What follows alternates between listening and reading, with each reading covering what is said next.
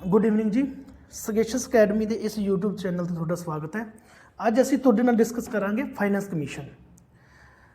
Finance commission एक constitutional body है जो कॉन्स्टिट्यूशन के आर्टिकल 280 के तहत एस्टैबलिश की जाती है, बनाई जाती है। एक जुडिशियल तो क्वासी जुडिशियल ऑर्गेनाइजेशन है। भी जुडिशियल का तो मतलब क्वासी जुडिशियल का तो मतलब ये प्रॉपरली ये जुडिशियल बॉडी नहीं है। तो कॉन्स्टिट्यूशनल बॉडी का मतलब ये है कि एक कॉन्स्टिट्यूशन के अंदर मैंशन किया गया आर्टिकल 280 फाइनेंस कमीशन का जिक्र करता है। हुण आप इस अपना एजेंडा की रहेगा, आप की पढ़ांगे। पहले तो आप कंपोजिशन बारे पढ़ांगे फाइनेंस कमीशन की, भी किन्ने मैंबर होंगे ने, कि चेयरमैन किवें हुंदा है, उन्होंने क्वालिफिकेशनस कुछ इस तरह का। फिर उन्होंने क्वालिफिकेशनस बारे गल करांगे। फिर उन्होंने की फंक्शनस होंगे ने, तो ये किस तरह किस टाइप की बॉडी है। ये चारों गल्लां ते आपां मतलब इस वीडियो च डिस्कस करांगे। चारों गल्लां कंपोजिशन बारे, क्वालिफिकेशन बारे, फंक्शनस बारे, टाइप ऑफ बॉडी बारे गल करांगे इसदी है। तो फाइनेंस कमीशन है कि कॉन्स्टिट्यूशन के आर्टिकल 280 में यह दिता गया है कि एक फाइनेंस कमीशन होएगा जो एक क्वासी जुडिशियल बॉडी होएगी। ये फाइनेंस कमीशन के आप अगे ऑब्जेक्टिव भी करांगे, इसका काम की होंगे, फंक्शनस की होंगे ने, ठीक है। तो ये हर बारी प्रेजिडेंट द्वारा कॉन्स्टिट्यूट किया जाता है। फाइनेंस कमीशन हर 5 सालों तो बाद एक फाइनेंस कमीशन बनता है, प्रेजिडेंट उसनूं बनाउंदा है, जां उदों बनाउंदा है जदों उन्होंने लगता है कि हुण फाइनेंस कमीशन बनाउण दी जरूरत है। मतलब वो 5 सालों तो पहला भी फाइनेंस कमीशन कॉन्स्टिट्यूट कर सकता है प्रेजिडेंट। तो एट प्रजेंट अपना मतलब 15th फाइनेंस कमीशन दी रैकमेंडेशनस आ चुकियां ने। उन्होंने अपनी रैकमेंडेशन 1 Feb 2021 में सबमिट कीतियां ने। तो इसका जो टाइम पीरियड है इस 15th फाइनेंस कमीशन का 2021 तो 2026 तक है। तो इसके इसके मतलब जो चेयरमैन ने वो ने नंद किशोर सिंह। तो सब तो पहला जो फाइनेंस कमीशन इंडिया का बनया 1951 च बनया, जिसके चेयरमैन से केसी नियोगी। हुण इसकी कंपोजिशन बारे आप गल करांगे फाइनेंस कमीशन की। फाइनेंस कमीशन च एक चेयरमैन होंदा है, तो नाल उसनूं असिस्ट करने वास्ते 4 मैंबर होंदे ने।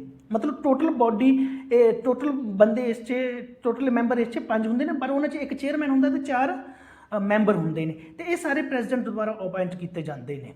तो उन्ने टाइम वास्ते मतलब ऑफिस हैल्ड करते हैं, उन्ने टाइम वास्ते अपनी पोस्ट पर बने रहते हैं जिन्ना चिर मतलब प्रेजिडेंट चाहता है, जिन्ना चिर प्रेजिडेंट उन्होंने ऑर्डर स्पैसीफाई करता भी इन्ने टाइम वास्ते बने रहने अपनी मतलब पोस्ट पर। तो इन्हों की अपॉइंटमेंट दोबारा हो सकती है, ये दोबारा अपॉइंट किए जा सकते हैं। कई बॉडीज़ का आप देखा है भी कई बॉडीज़ से दोबारा अपॉइंटमेंट नहीं की जा सकती, पर ये परसन सेम परसन दोबारा अपॉइंट किए जा सकते हैं। तो कॉन्स्टिट्यूशन ने पार्लीमेंट को ऑथोराइज किया हुआ है भी तुसी इन्हां मैंबर्स की क्वालिफिकेशन डिटरमिन कर सकते हो। तुसी दस सकते हो इन्हां मैंबर की क्वालिफिकेशनस की होनी चाहिए ने, तो किस बेसिस ते किस मैनर नाल ये सिलैक्ट होने चाहिए ने। हुण क्वालिफिकेशन मैंबर की की होएगी वो आप गल करते हैं। जो चेयरमैन होएगा, चेयरमैन का मतलब यहो जिहा परसन होएगा जिसनों पब्लिक मतलब अफेयर्स च डीलिंग करन दा एक्सपीरियंस होएगा, वो इसका चेयरमैन होएगा। तो बाकी जो मैंबर होणगे वो चारों उन्होंने 1 बाय 1 आप मतलब क्वालिफिकेशन डिस्कशन करांगे। एक तो जो फस्ट परसन होएगा 4 च वो एक हाई कोर्ट का जज होना चाहिए है, जां वो हाई कोर्ट का जज बनने लई क्वालीफाई होना चाहिए है। दूसरा जो परसन इस होएगा मैंबर होएगा जिसनों फाइनेंस के अकाउंट्स की स्पैशलाइज्ड नॉलेज होएगी, जिसने फाइनेंस के अकाउंट्स की गौरमेंट की खास करके गौरमेंट के फाइनेंस की गौरमेंट के अकाउंट की स्पैशलाइज्ड नॉलेज जिस परसन होगी। एक जो थर्ड परसन होएगा जिसनों वाइड एक्सपीरियंस होएगा फाइनैशियल मैटर्स से मतलब एडमिनिस्ट्रेशन को किवें चाहना है, फाइनेंस मैटर्स नाल किद्दां डील करना है, इस बारे थर्ड परसन को वाइड एक्सपीरियंस होना चाहिए है। तो एक यहो जिहा परसन होएगा फोर्थ जिसनों इकनॉमिक्स की नॉलेज होनी चाहिए, अर्थशास्त्र की नॉलेज होनी चाहिए है। और फोर्थ परसन मतलब ये 4 परसन इस क्वालिफिकेशन के बेस से अपॉइंट किए जाते हैं। जो चेयरमैन होंदा उन्होंने पब्लिक अफेयर च डीलिंग्स का एक्सपीरियंस होना चाहिए चेयरमैन का। हुण इन्हां दे फंक्शनस की होंदे ने, की काम करदा, आपां कहंदे हां फाइनेंस कमीशन अपॉइंट किया गया, पर इहदा काम की हुंदा है फाइनेंस कमीशन का। फाइनेंस कमीशन का सब तो वड्डा पहला काम हुंदा जिहड़ा कि वो जिहड़ी टैक्सेस दी नैट प्रोसीड्स हुंदियां ने। देखो गौरमेंट जिहड़ी सेंट्रल गौरमेंट हुंदी है ਉਹ ਇਨਕਮ ਟੈਕਸ ਲਗਾਉਂਦੀ ਹੈ। GST ਤਾਂ ਲੱਗ ਹੀ ਹੋ ਗਿਆ ਕਿਉਂਕਿ ਉਹ ਇਨਡਾਇਰੈਕਟ ਟੈਕਸਸ ਹੁੰਦੇ ਨੇ। ਜਿਹੜੇ ਇਨਕਮ ਟੈਕਸਸ ਵਗੈਰਾ ਡਾਇਰੈਕਟ ਟੈਕਸਸ ਲੈਵੀ ਕੀਤੇ ਜਾਂਦੇ ਨੇ ਸੈਂਟਰਲ ਗੌਰਮੈਂਟ ਦੁਆਰਾ, ਉਹਨਾਂ ਦੀ ਪ੍ਰੋਸੀਡਸ ਨੂੰ ਸਟੇਟ ਗੌਰਮੈਂਟ 'ਚ ਅਤੇ ਸੈਂਟਰ 'ਚ ਕਿੱਦਾਂ ਡਿਸਟਰੀਬਿਊਟ ਕਰਨਾ ਹੈ। ਵੀ ਮਤਲਬ ਜੋ ਵੀ ਗਵਰਨਮੈਂਟ ਨੂੰ ਨੈਟ ਪ੍ਰੋਸੀਡਸ ਟੈਕਸਸ ਦੀ ਹੋ ਰਹੀ ਹੈ ਉਸ ਨੂੰ ਸਟੇਟ ਅਤੇ ਸੈਂਟਰਲ ਗੌਰਮੈਂਟ 'ਚ ਕਿੱਦਾਂ ਡਿਸਟਰੀਬਿਊਟ ਕਰਨਾ। ਫਰਦਰ ਇਸ ਦਾ ਕੰਮ ਫਾਈਨੈਂਸ ਕਮਿਸ਼ਨ ਦਾ ਇਹ ਕੰਮ ਵੀ ਹੁੰਦਾ ਹੈ ਕਿ ਜੋ ਸਪੋਜ਼ ਕਰੋ ਜਿਵੇਂ 15th ਫਾਈਨੈਂਸ ਕਮਿਸ਼ਨ ਕਿਹਾ 41% ਜਿਹੜਾ ਟੋਟਲ ਨੈਟ ਪ੍ਰੋਸੀਡਸ ਹੈ ਸੈਂਟਰਲ ਗੌਰਮੈਂਟ ਦੀ ਉਹ ਸਟੇਟ ਨੂੰ ਜਾਏਗੀ। ਹੁਣ 41% ਜਿਹੜੀ ਨੈਟ ਪ੍ਰੋਸੀਡਸ ਹੈ ਟੈਕਸਸ ਦੀ ਉਸ ਅੱਗੇ ਸਟੇਟਸ 'ਚ ਕਿਸ ਤਰ੍ਹਾਂ ਡਿਸਟਰੀਬਿਊਟ ਕਰਨੀ, ਉਹ ਕੰਮ ਵੀ ਫਾਈਨੈਂਸ ਕਮਿਸ਼ਨ ਦਾ ਹੁੰਦਾ ਹੈ। ਠੀਕ ਹੈ। ਫਿਰ ਇੱਕ ਇਹੋ ਜਿਹਾ ਪ੍ਰਿੰਸੀਪਲ ਤਿਆਰ ਕਰਨਾ, ਇਸ ਦਾ ਫੰਕਸ਼ਨ ਇੱਕ ਅਗਲਾ ਹੁੰਦਾ ਹੈ, ਇੱਕ ਇਹੋ ਜਿਹਾ ਪ੍ਰਿੰਸੀਪਲ ਤਿਆਰ ਕਰਨਾ ਵੀ ਜਿਹੜੀ ਸਟੇਟ ਗੌਰਮੈਂਟਸ ਨੂੰ ਕੰਸੋਲੀਡੇਟਡ ਫੰਡ ਆਫ ਇੰਡੀਆ ਵਿੱਚੋਂ ਗ੍ਰਾਂਟ ਦੇਣੀ ਹੈ ਉਹ ਕਿਸ ਪ੍ਰਿੰਸੀਪਲ ਦੇ ਬੇਸ ਤੇ ਦਿੱਤੀ ਜਾਣੀ ਹੈ। ਕੰਸੋਲੀਡੇਟਡ ਫੰਡ ਆਫ ਇੰਡੀਆ ਬਾਰੇ ਆਪਾਂ ਪਹਿਲਾਂ ਲਾਸਟ ਵੀਡੀਓ 'ਚ ਡਿਸਕਸ ਵੀ ਕੀਤਾ ਹੋਇਆ ਵੀ ਕੰਸੋਲੀਡੇਟਡ ਫੰਡ ਆਫ ਇੰਡੀਆ 'ਚ ਜਿਹੜਾ ਪੈਸਾ ਸਟੇਟ ਗੌਰਮੈਂਟਸ ਨੂੰ ਦੇਣਾ ਹੈ ਉਹ ਕਿਸ ਪ੍ਰਿੰਸੀਪਲ ਦੇ ਬੇਸ ਤੇ ਦੇਣਾ ਹੈ, ਉਸ ਨੂੰ ਡਿਸਟਰੀਬਿਊਟ ਕਰਨ ਦਾ ਕੀ ਪ੍ਰਿੰਸੀਪਲ ਹੋਣਾ ਚਾਹੀਦਾ ਹੈ। ਫਿਰ ਹੋਰ ਫੰਕਸ਼ਨ ਇਸ ਦਾ ਹੁੰਦਾ ਹੈ ਕਿ ਇਹ ਸਜੈਸ਼ਨਸ ਦਿੰਦਾ ਹੈ ਕਿ ਸਟੇਟ ਦਾ ਕੰਸੋਲੀਡੇਟਡ ਫੰਡ ਕਿੱਦਾਂ ਐਨਹੈਂਸ ਕਰਨਾ ਹੈ, ਸਟੇਟ ਦਾ ਕੰਸੋਲੀਡੇਟਡ ਫੰਡ ਵੀ ਕਿਸ ਤਰ੍ਹਾਂ ਮਤਲਬ ਇੰਪਰੂਵ ਕਰਨਾ ਹੈ, ਉਸ ਦੇ ਕੰਸੋਲੀਡੇਟਡ ਫੰਡ 'ਚ ਕਿਸ ਤਰ੍ਹਾਂ ਵਾਧਾ ਕਰਨਾ, ਉਸ 'ਤੇ ਜ਼ਿਆਦਾ ਤੋਂ ਜ਼ਿਆਦਾ ਪੈਸਾ ਲੈ ਕੇ ਆਉਣਾ ਹੈ ਕਿ ਉਹ ਪੰਚਾਇਤ ਨੂੰ ਅਤੇ ਮਿਊਨਿਸਪੈਲਿਟੀ ਨੂੰ, ਸਟੇਟ ਆਪਣੀਆਂ ਪੰਚਾਇਤ ਅਤੇ ਮਿਊਨਿਸਪੈਲਿਟੀ ਨੂੰ ਫਾਈਨੈਂਸ਼ੀਅਲ ਸੋਰਸਿਸ ਪ੍ਰੋਵਾਈਡ ਕਰ ਸਕਣ। ਫਿਰ ਇਸ ਤੋਂ ਬਾਅਦ ਕੋਈ ਹੋਰ ਮੈਟਰ ਜਦੋਂ ਇੰਡੀਅਨ ਪ੍ਰੈਜ਼ੀਡੈਂਟ ਫਾਈਨੈਂਸ ਕਮਿਸ਼ਨ ਨੂੰ ਦਿੰਦਾ ਤਾਂ ਉਸ ਮੈਟਰ 'ਤੇ ਵੀ ਇਹ ਆਪਣੀ ਰਾਏ ਜ਼ਰੂਰ ਦਿੰਦੇ ਨੇ। ਇਹ 4 ਤਰ੍ਹਾਂ ਦੇ ਫੰਕਸ਼ਨ ਸੀ ਜਿਹੜੇ ਆਪਾਂ ਫਾਈਨੈਂਸ ਕਮਿਸ਼ਨ ਦੇ ਇੱਥੇ ਡਿਸਕਸ ਕੀਤੇ ਨੇ। ਫਿਰ ਸਭ ਤੋਂ ਵੱਡੀ ਗੱਲ ਹੈ ਇਹ ਜਿਹੜੀ ਬਾਡੀ ਹੈ ਫਾਈਨੈਂਸ ਕਮਿਸ਼ਨ ਇੰਡੀਆ ਦੀ, ਜਿਹੜੀ ਆਰਟੀਕਲ 280 'ਚ ਮਤਲਬ ਜਿਸ ਦਾ ਮਤਲਬ ਮੈਂਸ਼ਨ ਕੀਤਾ ਗਿਆ, ਇੱਕ ਐਡਵਾਈਜ਼ਰੀ ਬਾਡੀ ਹੈ। ਮੈਂ ਤੁਹਾਨੂੰ ਇੱਕ ਗੱਲ ਦੱਸੀ, ਇਹ ਕੌਂਸਟੀਟਿਊਸ਼ਨਲ ਬਾਡੀ ਤਾਂ ਹੈ ਹੀ, ਕੁਆਸੀ ਜੁਡੀਸ਼ੀਅਲ ਬਾਡੀ ਵੀ ਹੈ, ਅਤੇ ਇਹ ਇੱਕ ਐਡਵਾਈਜ਼ਰੀ ਬਾਡੀ ਹੈ। ਐਡਵਾਈਜ਼ਰੀ ਬਾਡੀ ਦਾ ਮਤਲਬ ਕੀ ਹੋਇਆ ਇੱਥੇ ਕਿ ਇਹ ਸਿਰਫ ਗਵਰਨਮੈਂਟ ਨੂੰ, ਪ੍ਰੈਜ਼ੀਡੈਂਟ ਨੂੰ ਐਡਵਾਈਜ਼ ਕਰ ਸਕਦੀ ਹੈ। ਜਿਹੜੀਆਂ ਇਹਨਾਂ ਦੀਆਂ ਰੈਕਮੈਂਡੇਸ਼ਨਸ ਹੁੰਦੀਆਂ ਨੇ ਇਹ ਫਾਈਨੈਂਸ ਕਮਿਸ਼ਨ ਦੀਆਂ ਜਿਹੜੀ ਰੈਕਮੈਂਡੇਸ਼ਨਸ ਹੁੰਦੀਆਂ ਨੇ ਉਹ ਬਾਈਂਡਿੰਗ ਨਹੀਂ ਹੁੰਦੀਆਂ। ਬਾਈਂਡਿੰਗ ਮਤਲਬ ਸਰਕਾਰ ਮਜਬੂਰ ਨਹੀਂ ਹੁੰਦੀ ਇਹਨਾਂ ਨੂੰ ਮੰਨਣ ਵਾਸਤੇ। ਕੌਂਸਟੀਟਿਊਸ਼ਨ 'ਚ ਕਿੱਥੇ ਵੀ ਇਸ ਗੱਲ ਦਾ ਜ਼ਿਕਰ ਨਹੀਂ ਕੀਤਾ ਗਿਆ ਹੈ ਕਿ ਜਿਹੜੀ ਫਾਈਨੈਂਸ ਕਮਿਸ਼ਨ ਦੀਆਂ ਜਿਹੜੀਆਂ ਰੈਕਮੈਂਡੇਸ਼ਨਸ ਹੋਣਗੀਆਂ ਉਹ ਗਵਰਨਮੈਂਟ 'ਤੇ ਬਾਈਂਡਿੰਗ ਹੋਣਗੀਆਂ।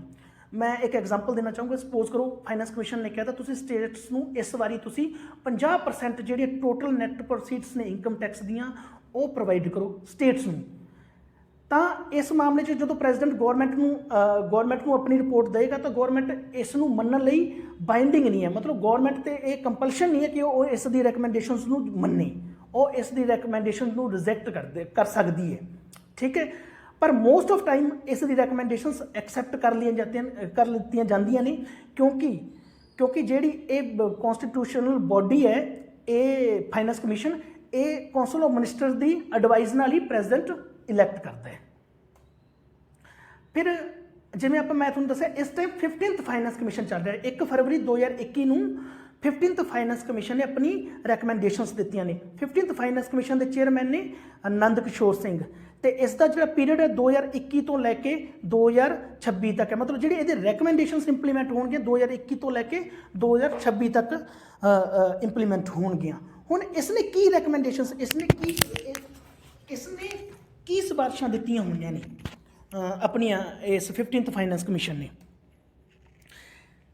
ਇਸ 'ਚ ਪਹਿਲਾਂ ਤਾਂ ਇਸਨੇ ਸਭ ਤੋਂ ਪਹਿਲਾਂ ਇਹ ਗੱਲ ਕਹੀ ਜਿਹੜੇ ਸੈਂਟਰਲ ਟੈਕਸਸ ਦਾ ਜਿਹੜਾ 41% ਹਿੱਸਾ ਹੈ ਉਹ ਸਟੇਟਸ ਨੂੰ ਜਾਏਗਾ। ਇਸ ਤੋਂ ਪਹਿਲਾਂ ਮੈਂ ਤੁਹਾਨੂੰ ਦੱਸ ਦਵਾਂ ਜਿਹੜਾ YV ਰੈਡੀ ਦੀ ਚੇਅਰਮੈਨਸ਼ਿਪ ਦੇ ਹੇਠ ਇੱਕ 14th ਫਾਈਨੈਂਸ ਮਤਲਬ 14ਵਾਂ ਫਾਈਨੈਂਸ ਕਮਿਸ਼ਨ ਬਣਿਆ ਸੀ। ਉਹਨੇ ਕਿਹਾ ਸੀ 42% ਸੈਂਟਰਲ ਟੈਕਸਸ ਦਾ ਸਟੇਟਸ ਨੂੰ ਜਾਣਾ ਚਾਹੀਦਾ ਹੈ। ਬਟ ਜਿਹੜਾ 15th ਫਾਈਨੈਂਸ ਕਮਿਸ਼ਨ ਹੈ ਇਸ ਨੇ ਕਿਹਾ ਕਿ 41% ਸੈਂਟਰਲ ਟੈਕਸਸ ਦਾ ਸਟੇਟਸ ਨੂੰ ਜਾਣਾ ਚਾਹੀਦਾ ਹੈ।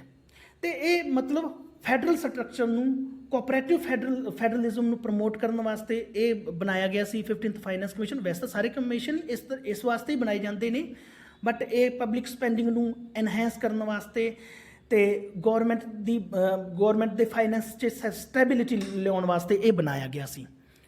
ਤੇ ਇਸ ਨੇ ਇੱਕ ਹੋਰ ਰეკਮੈਂਡੇਸ਼ਨ ਵੀ ਦਿੱਤੀ ਸੀ 15th ਫਾਈਨੈਂਸ ਕਮਿਸ਼ਨ ਨੇ, 15ਵੇਂ ਫਾਈਨੈਂਸ ਕਮਿਸ਼ਨ ਨੇ, ਕਿ 14ਵੇਂ ਫਾਈਨੈਂਸ ਕਮਿਸ਼ਨ ਨੇ ਜੋ ਰეკਮੈਂਡੇਸ਼ਨਸ ਦਿੱਤੀਆਂ ਨੇ ਉਹਨਾਂ ਦਾ ਸੈਂਟਰਲ ਫਾਈਨੈਂਸ਼ੀਅਲ ਸਟੈਬਿਲਿਟੀ ਤੇ ਕੀ ਅਸਰ ਪਿਆ। ਮਤਲਬ ਸੈਂਟਰ ਦੀ ਮਨੀ ਤੇ, ਸੈਂਟਰ ਦੇ ਫਾਈਨੈਂਸ਼ੀਅਲ ਸਟਰਕਚਰ ਤੇ 14th ਫਾਈਨੈਂਸ ਕਮਿਸ਼ਨ ਦਾ ਕੀ ਅਸਰ ਪਿਆ ਹੈ, ਇਸ ਦੀ ਇੱਕ ਇਹ ਵੀ ਰეკਮੈਂਡੇਸ਼ਨ ਸੀ।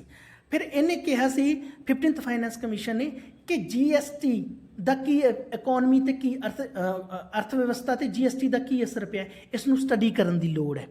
ਠੀਕ ਹੈ, ਤੇ ਇਸ ਤੋਂ ਬਿਨਾਂ ਫਿਰ ਇਸ ਨੇ ਇੱਕ ਇਹ ਵੀ ਸੁਜੈਸ਼ਨਸ ਦਿੱਤੇ ਸੀ ਵੀ ਜੇ ਕੋਈ ਸਟੇਟ ਪੋਪੂਲੇਸ਼ਨ ਨੂੰ ਮੈਨੇਜ ਕਰਨ ਦੀ ਕੋਸ਼ਿਸ਼ ਕਰ ਰਹੀ ਹੈ, ਠੀਕ ਹੈ ਨਾ, ਤੇ ਬਿਜ਼ਨਸ ਫਰੈਂਡਲੀ ਐਨਵਾਇਰਨਮੈਂਟ ਕ੍ਰੀਏਟ ਕਰਨ ਦੀ ਕੋਸ਼ਿਸ਼ ਕਰ ਰਹੀ ਹੈ, ਜਾਂ ਮਤਲਬ ਪੋਪੂਲਿਸਟ ਮੈਜਰਸ ਜਿਵੇਂ ਅੱਜ ਕੱਲ੍ਹ ਫ੍ਰੀ ਬੀਜ਼ ਸਟੇਟ ਗੌਰਮੈਂਟ ਦੇਣੀਆਂ ਸ਼ੁਰੂ ਕਰ ਦਿੱਤੀਆਂ ਨੇ, ਉਸ ਨੂੰ ਖਤਮ ਕਰਨ ਦੀ ਕੋਸ਼ਿਸ਼ ਕਰ ਰਹੀ ਹੈ, ਤਾਂ ਇਨ ਦੈਟ ਕੇਸ ਉਸ ਸਟੇਟ ਨੂੰ ਵੱਧ ਪੈਸਾ ਦੇਣਾ ਚਾਹੀਦਾ, ਉਸ ਨੂੰ ਕੁਝ ਰਿਵਾਰਡ ਮਿਲਣਾ ਚਾਹੀਦਾ ਹੈ।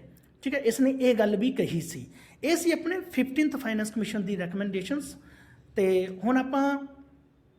ਹੁਣ ਤੁਹਾਡੇ ਲਈ ਇੱਕ ਅਸੀਂ ਕੁਐਸਚਨ ਲੈ ਕੇ ਆਏ ਹਾਂ ਕਿ ਹੁਣ ਤੱਕ ਕਿੰਨੇ ਫਾਈਨੈਂਸ ਕਮਿਸ਼ਨਸ ਕਨਸਟੀਟਿਊਟ ਹੋ ਚੁੱਕੇ ਨੇ।